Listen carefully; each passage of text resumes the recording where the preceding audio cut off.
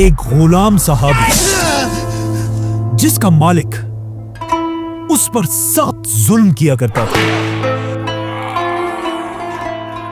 لیکن اس سخت ظلم میں بھی وہ صحابی صرف ایک ہی بات کیا کرتے تھے، حضرت بلال رضی اللہ عنہ۔ یہ بات ہم سب کو پتا ہے کہ حضرت بلال رضی اللہ عنہ بچپن سے مکہ کے ایک آدمی کے غلام تھے، لیکن ایسا ہمیشہ سے نہیں تھا، بلکہ ایک زمانہ ایسا تھا کہ حضرت بلال کے خاندان کا افریقہ پر راج تھا، جہاں حضرت بلال کے خاندان کی حکومت ایتھیوپیا سے یمن تک پھیلی ہوئی تھی، اور حضرت بلال کی ماں اس ایمپائر کی ایک پرنسس تھی۔ Bilal radiallahu ta'ala anhu's mother was an Abyssinian princess. لیکن اچانک ایک دن اسی خاندان کے ایک آدمی نے اپنے بادشاہ کے خلاف بغاوت کر دی اور یمن کو حبشہ سے توڑ دیا، اور اس آدمی کا نام تھا ابرہہ۔ جیسے ہی ابرہہ عرب کا سب سے طاقتور بادشاہ بنا، اس نے دیکھا کہ ہر سال پورے عرب کے لوگ حج کرنے کے لیے کعبہ کی طرف جاتے ہیں، اور اسی حج کی وجہ سے مکہ عرب کا ایک بہت ہی رچ اور امیر علاقہ بن چکا تھا۔ یہ دیکھ کر ابرہہ کے ذہن میں ایک بہت ہی سٹوپڈ آئیڈیا آیا، اور اس نے اپنے کیپٹل یمن میں بھی ایک بہت بڑا چرچ بنایا تاکہ عرب کے لوگ کعبہ کو چھوڑ کر ابرہہ کے چرچ کی طرف آئے۔ لیکن آف کورس عرب میں کوئی بھی ابرہہ کے اس چرچ کی طرف نہیں آئے، اور سب دوبارہ اسی پرانے کعبہ کی طرف جاتے رہے۔ یہ دیکھ کر ابرہہ کو غصہ آیا، اور اس نے 60,000 کی فوج جمع کر کے کعبہ کو گرانے کے لیے مکہ پر حملہ کر دیا۔ اب ابرہہ کی اسی فوج میں بلال رضی اللہ عنہ کی ماں پرنسس حمامہ بھی تھی۔ ابرہہ نے اپنی پوری طاقت سے ہاتھیوں کے ساتھ مکہ پر حملہ کیا، لیکن we all know وہ یہ جنگ ایک میریکل سے ہار گئے، جس کا ذکر قرآن میں بھی۔ أَلَمْ تَرَ كَيْفَ فَعَلَ رَبُّكَ بِأَصْحَابِ الْفِيلِ۔ اب ابرہہ تو اس جنگ میں مر گیا، لیکن مکہ کے لوگوں نے حضرت بلال رضی اللہ عنہ کی ماں کو اپنا قیدی بنا لیا، اور مکہ کے بازار میں حبشہ کی شہزادی کو ایک غلام کی طرح بیچ دیا گیا، اور انہیں خریدنے والا مکہ کا سب سے ظالم آدمی امیہ بن خلف تھا۔ اسی سال جس سال ابرہہ مارا گیا اور حضرت بلال کی ماں غلام بنی، مکہ میں اللہ کے آخری نبی محمد صلی اللہ علیہ وسلم پیدا ہوئے۔ امیہ بن خلف نے اپنی غلام حمامہ کی شادی مکہ کے ایک اور غلام سے کرائی، اور آپ صلی اللہ علیہ وسلم کے 10 سال بعد مکہ میں بلال رضی اللہ عنہ پیدا ہوئے۔ اب مکہ کا قانون یہ تھا کہ غلام تو غلام ہو گئی، لیکن غلاموں کے بچے بھی آٹومیٹکلی اپنے ماسٹرز کے ہمیشہ غلام رہیں گے، بلکہ یہ قانون آج سے 100 سال پہلے تک امریکہ کے وائٹ لوگوں نے اپنے بلیک غلاموں کے لیے بھی بنایا تھا۔ اسی لیے حضرت بلال رضی اللہ عنہ بھی بالکل ایک عام غلام کی طرح مکہ میں بڑے ہوئے، لیکن حضرت بلال اور باقی سارے غلاموں میں ایک بہت بڑا فرق تھا۔ باقی سارے غلاموں کے ماں باپ بھی غلام تھے، لیکن حضرت بلال کی ماں کسی زمانے میں ایک پرنسس رہ چکی تھی، اسی لیے حضرت بلال کی زندگی کو دیکھ کر لگتا ہے کہ ان کی ماں نے ان کی تربیت ایک غلام کی طرح نہیں بلکہ ایک شہزادے کی طرح کی تھی۔ جب حضرت بلال کی عمر 30 سال ہوئی، انہی کے شہر مکہ میں رسول اللہ صلی اللہ علیہ وسلم پر قرآن کی پہلی وحی نازل ہوئی، جس کے بعد آپ صلی اللہ علیہ وسلم آہستہ آہستہ مکہ کے لوگوں کو اسلام کی طرف بلانے لگے۔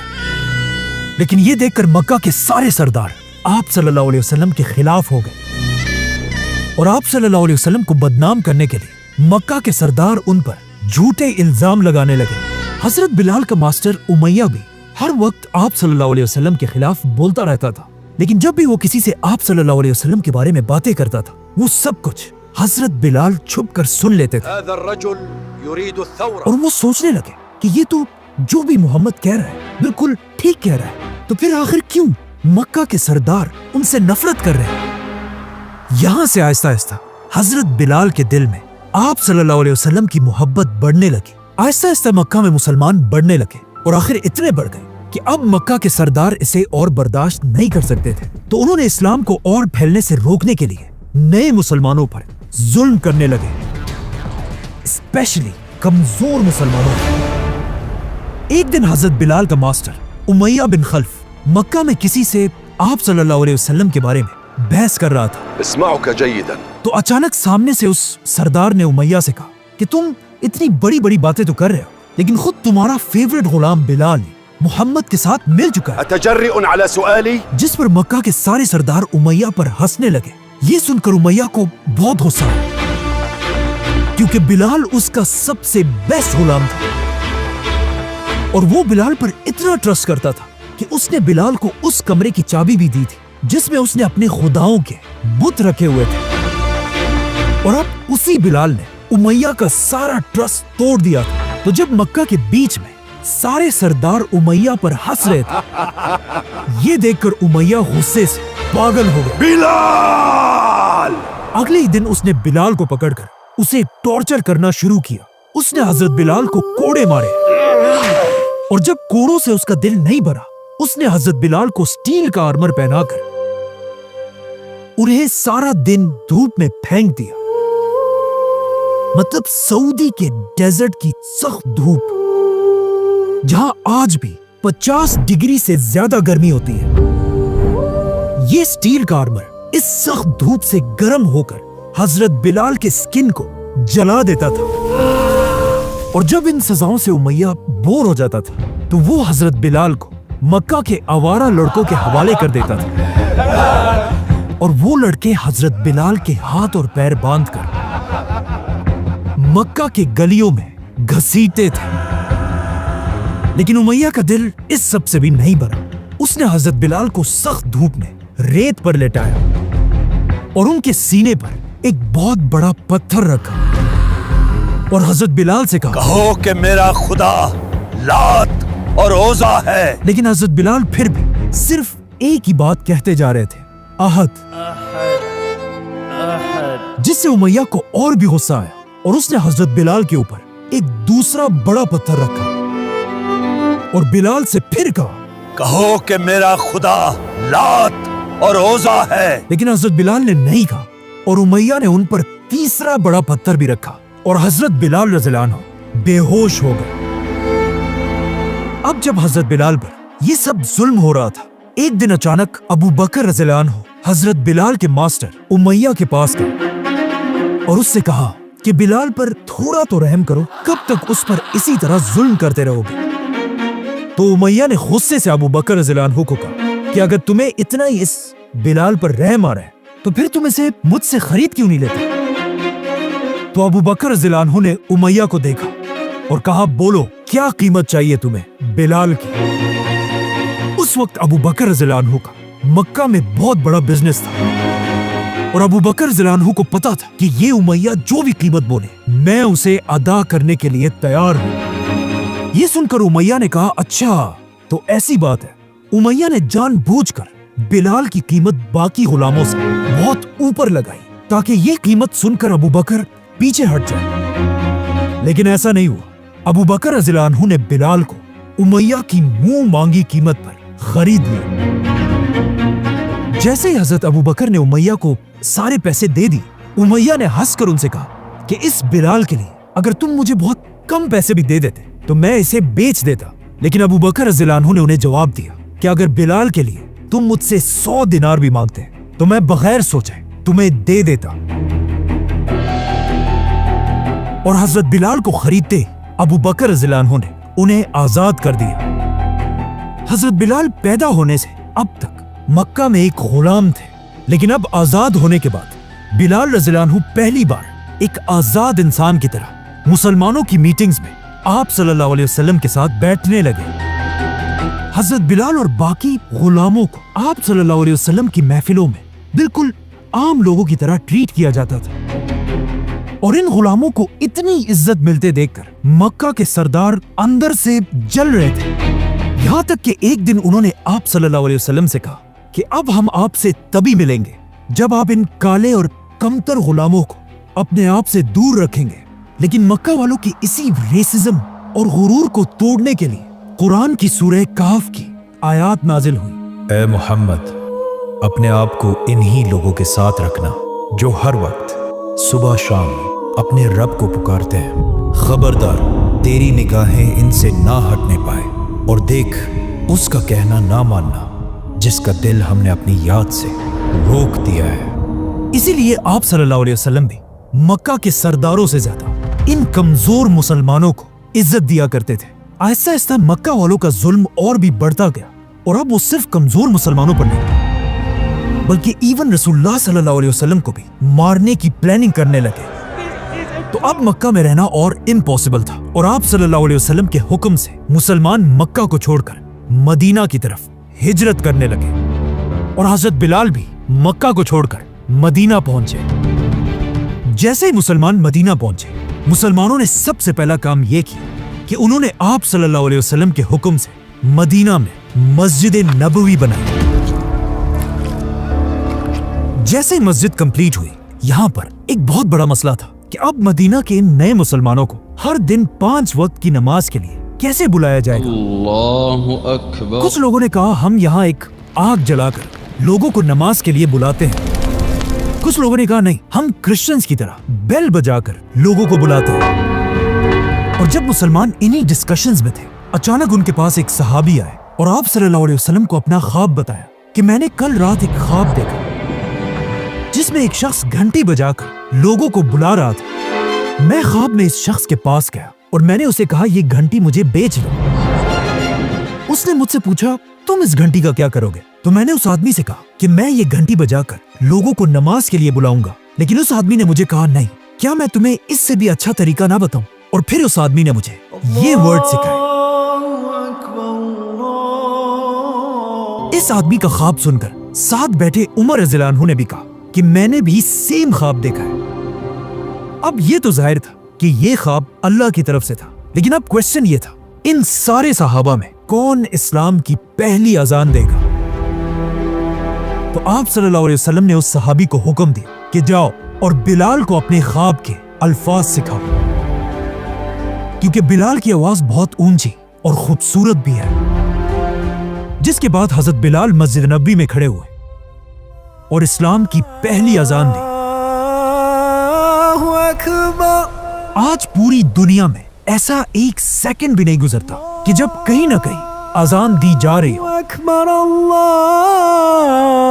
मदीना हिजरत करने के बाद मक्का से आने वाले सहाबा मदीना के लोगों को एक एक जुल्म के बारे में बताते थे जो मक्का के लोगों ने इन मुसलमानों पर किए थे, जिससे मदीना के अंसार का गुस्सा मक्का वालों के लिए बढ़ता जाता था। स्पेशली बिलाल रज़ियल्लाहु अन्हु की स्टोरी सुनकर मदीना के जवान उमैया बिन खल्फ से नफरत करने लगे थे, और आखिर कुछ ही अरसे बाद उन्हें उमैया से बदला लेने का मौका मिला। जंगे बदर, जिसमें 313 मुसलमानों की 1000 काफिरों से जंग थी, और मुसलमान अपने से 3 गुना बड़ी फौज थी। ये जंग जीत गए। जैसे ही जंग खत्म हुई, हजरत बिलाल का पुराना मास्टर उमैया बिन खल्फ भी कैदियों में पकड़ा गया। जैसे ही हजरत बिलाल ने उमैया को देखा, उन्होंने अपने मदीना के भाइयों से कहा कि वो रहा उमैया, ये वही है जो मक्का में मुझ पर जुल्म किया करता था। आज या ये जिंदा रहेगा या मैं। और ये सारे सहाबा उमैया के पीछे भागने लगे, और उमैया भी इन्हें देखकर फुल स्पीड भागने लगे। अब यहाँ उमैया के बारे में कहा जाता है कि वो जालिम होने के साथ साथ बहुत मोटा भी था। इसीलिए थोड़ी देर में हजरत बिलाल और उनके दोस्तों ने उमैया को घेर लिया। लेकिन यहाँ एक और सहाबी अब्दुर्रहमान बिन औफ ने कहा कि उमैया हमारा कैदी है, इसे मत मारो। लेकिन हजरत बिलाल और उनके मदीना के भाइयों का उमैया पर इतना गुस्सा था कि उन्होंने उमैया को मार डाला। इस तरह हजरत बिलाल ने उमैया के सारे जुल्मों का बदला लिया, और इसके बाद हर जंग में, ओहद, खंदक, खैबर जैसी जंगों में भी हमेशा हजरत बिलाल आप सल्लल्लाहु अलैहि वसल्लम के साथ खड़े रहे। बल्कि आप सल्लल्लाहु अलैहि वसल्लम ने हजरत बिलाल को अपना पर्सनल सेक्रेटरी भी बनाया।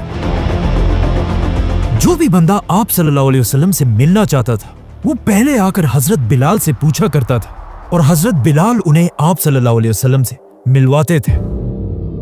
आखिर मदीना में 8 साल रहने के बाद वो दिन आया जिसका सबको बेसब्री से इंतजार था, फतह मक्का।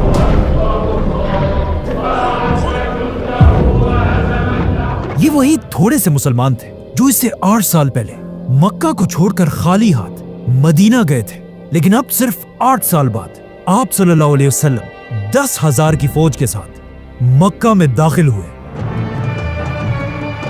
जैसे ही मक्का फतह हुआ, आप सल्लल्लाहु अलैहि वसल्लम ने बिलाल को अपने पास बुलाया और उनसे कहा, जाओ और मक्का में पहली अजान दो।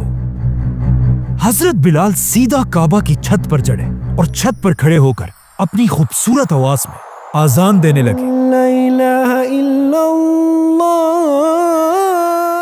मक्का के सारे सरदार हैरान होकर बिलाल की तरफ देख रहे थे, क्योंकि अब भी उनमें से कुछ लोग एक ब्लैक गुलाम की इतनी इज्जत बर्दाश्त नहीं कर सकते थे। इसीलिए हजरत बिलाल को ऐसे देखकर अबू जहल के भाई ने कहा के अलावा और कोई नहीं मिला, और मक्का के एक और आदमी ने कहा कि शुक्र है आज मेरा बाप मर गया, वरना इस गुलाम बिलाल को इतनी इज्जत मिलते देखकर उसने अभी मर जाना था। हजरत बिलाल की अजान के बाद आप सल्लल्लाहु अलैहि वसल्लम ने ऐलान किया कि मक्का के सारे लोगों को माफ कर दिया जाए और किसी से भी किसी किस्म का बदला नहीं लिया जाएगा। इस ऐलान के बाद हजरत बिलाल रज़ियल्लाहु अन्हु एक बार अपने दोस्तों के साथ मक्का में खड़े थे कि अचानक सामने से मक्का के पुराने सरदार अबू सुफियान गुजरे। तो हजरत बिलाल ने अबू सुफियान से कहा कि अबू सुफियान, तुम बहुत खुशकिस्मत आदमी हो कि अल्लाह की तलवार तुम्हारे गर्दन तक नहीं पहुंची। ये सुनकर अबू बकर रज़ियल्लाहु अन्हु ने हजरत बिलाल को ऐसी बातें करने से रोक दिया, लेकिन जब आप सल्लल्लाहु अलैहि वसल्लम को इसका पता चला, उन्होंने अबू बकर रज़ियल्लाहु अन्हु से कहा कि अगर तुम्हारी इस बात से तुमने बिलाल को नाराज कर लिया है तो ये जान लो कि तुमने अल्लाह को भी नाराज कर लिया है। ये सुनते ही हजरत अबू बकर सीधा बिलाल रज़ियल्लाहु अन्हु के पास गए और उनसे अपनी की हुई बातों पर माफी मांगी।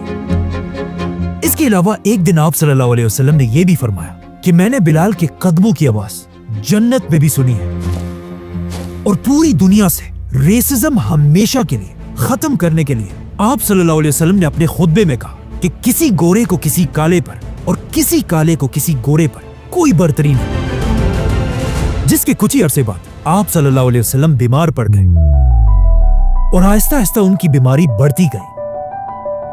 हजरत बिलाल आप सल्लल्लाहु अलैहि वसल्लम को इस हालत में देखना बर्दाश्त नहीं कर सकते थे। हजरत बिलाल कहा करते थे कि काश मैं आप सल्लल्लाहु अलैहि वसल्लम की ये तकलीफ देखने से पहले मर जाता। और उसके कुछ ही अरसे बाद आप सल्लल्लाहु अलैहि वसल्लम दुनिया से चले गए।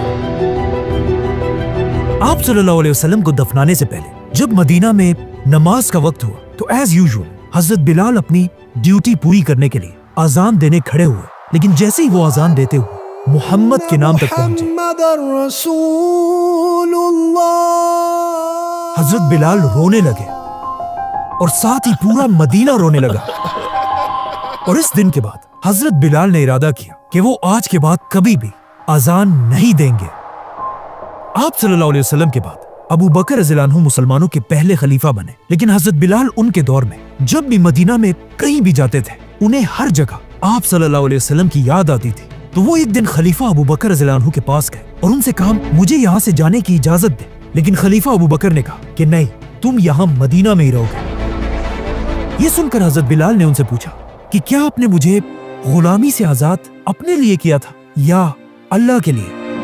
अगर अपने लिए आपने मुझे आजाद किया था तो ठीक है, मैं कहीं नहीं जाऊंगा, लेकिन अगर आपने मुझे अल्लाह के लिए आजाद किया था तो मुझे मदीना से जाने से ना रोके। जिस पर खलीफा अबू बकर ने उन्हें जाने की इजाजत दी और हजरत बिलाल मदीना छोड़कर शाम की तरफ चले गए। हजरत अबू बकर के बाद मुसलमानों के नए खलीफा उमर बिन खत्ताब रज़ियल्लाहु अन्हु बने, जिन्होंने इस खिलाफत के साइज को डबल और ट्रिपल से भी ज्यादा कर दिया। यहाँ तक कि यरमुक और कादसिया जैसी जंगें जीतने के बाद मुसलमानों ने पहली बार पैगंबरों के शहर जेरूसलम को फतह किया। और जेरूसलम फतह करने के फौरन बाद मुसलमानों ने सबसे पहले वहां एक मस्जिद बनाई, मस्जिद अक्सा। जैसे ये मस्जिद कंप्लीट हुई, हजरत उमर ने बिलाल रज़ियल्लाहु अन्हु को अपने पास बुलाया और उनसे रिक्वेस्ट की कि बिल्कुल मदीना और मक्का की तरह जेरूसलम की पहली अजान भी आप ही दें।